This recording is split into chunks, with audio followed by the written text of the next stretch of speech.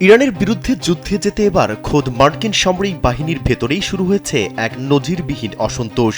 যুক্তরাষ্ট্রের অনেক সেনা সদস্যই এখন আর ইরানের বিরুদ্ধে অস্ত্র ধরতে বা এই যুদ্ধে নিজেদের জীবন বাজি রাখতে রাজি নন। যুদ্ধ করতে অনিচ্ছুক এমন সেনা সদস্যদের আইনি ও নৈতিক সহায়তা প্রদানকারী অলাভজনক সংস্থা সেন্টার অন কনসিয়েন্সাস অ্যান্ড ওয়ার এর হটলাইন এখন ক্রমাগত ফোন আসছে। সংস্থাটির নির্বাহী পরিচালক মাইক প্রাইজনার জানিয়েছেন, ইরানের যুদ্ধ করা নিয়ে খোদ মার্কিন বাহিনীর ভেতরেই তীব্র ক্ষোভ ও আপত্তি দানা বেঁধেছে। মাইক প্রাইজনার সামাজিক যোগাযোগ মাধ্যমে দেওয়া এক বার্তায় জানান, সরকারের পক্ষ থেকে মার্কিন জনগণকে যা জানানো হচ্ছে, স্যান্ডেলিনা সো রূপচর্চায় আভিজাত্য।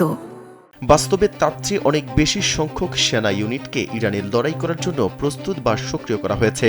এমনকি গত সপ্তাহে মিডল ইস্ট আইয়ের এক প্রতিবেদনেও ইঙ্গিত দেওয়া হয়েছিল যে পেন্টাগন ইরানে বিশেষ বাহিনী পাঠানোর ছক কষছে।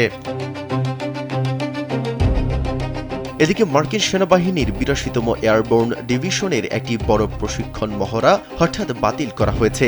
এই এয়ারবোর্ন পদাতিক সেনারা মূলত আকাশপথে গিয়ে দ্রুত শত্রুর সীমায় ঢুকে স্থলযুদ্ধ করতে বিশেষভাবে পারদর্শী, যা বড় ধরনের স্থল অভিযানেরই ইঙ্গিত দেয়।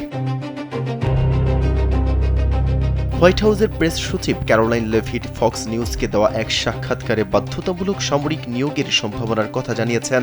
এর আগে ১৯৭২ সালে ভিয়েতনাম যুদ্ধের শেষ দিকে আমেরিকার সর্বশেষ এমন বাধ্যতামূলক সামরিক নিয়োগ দিয়েছিল।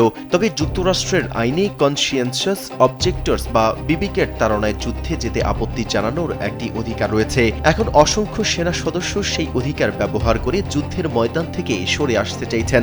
এক সেনা সদস্য জানিয়েছেন, তিনি তার অন্য সহকর্মীদেরও এই আইনি সহায়তার ফোন নম্বরটি দিচ্ছেন। মার্কিন সেনাদের এই তীব্র আপত্তির পেছনে বেশ কিছু মর্মান্তিক ও সুনির্দিষ্ট কারণ রয়েছে। বিশেষ করে আন্তর্জাতিক জলসীমায় ইরানি যুদ্ধজাহাজের উপর হামলা এবং ইরানের মিনাব শহরে মেয়েদের একটি স্কুলে ভয়াবহ মার্কিন হামলার ঘটনায় তারা চরম নৈতিক সংকটে পড়েছেন। মিনাবের ওই বালিকা বিদ্যালয়ে যুক্তরাষ্ট্র ও ইসরায়েলের যৌথ হামলায় অন্তত ১৬৫ জন নিহত হন, যাদের প্রায় সবাই ছিল নিষ্পাপ শিশুকন্যা।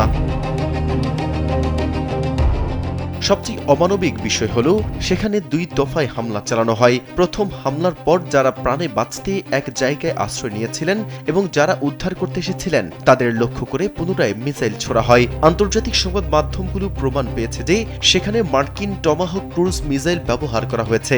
অথচ এই নারকীয় হত্যাযজ্ঞের বিষয়ে মার্কিন প্রেসিডেন্ট ডোনাল্ড ট্রাম্প কোনো প্রমাণ ছাড়াই উল্টো এই হামলার দায় ইরানের ওপরেই চাপানোর চেষ্টা করেছেন। নিজের দেশের সরকারের এমন মিথ্যাচার এবং রক্তক্ষয়ী অভিযান মেনে নিতে না পেরেই মার্কিন সেনারা এখন এই যুদ্ধ থেকে মুখ ফিরিয়ে নিচ্ছেন। মেহেদী হাসান, কালবেলা।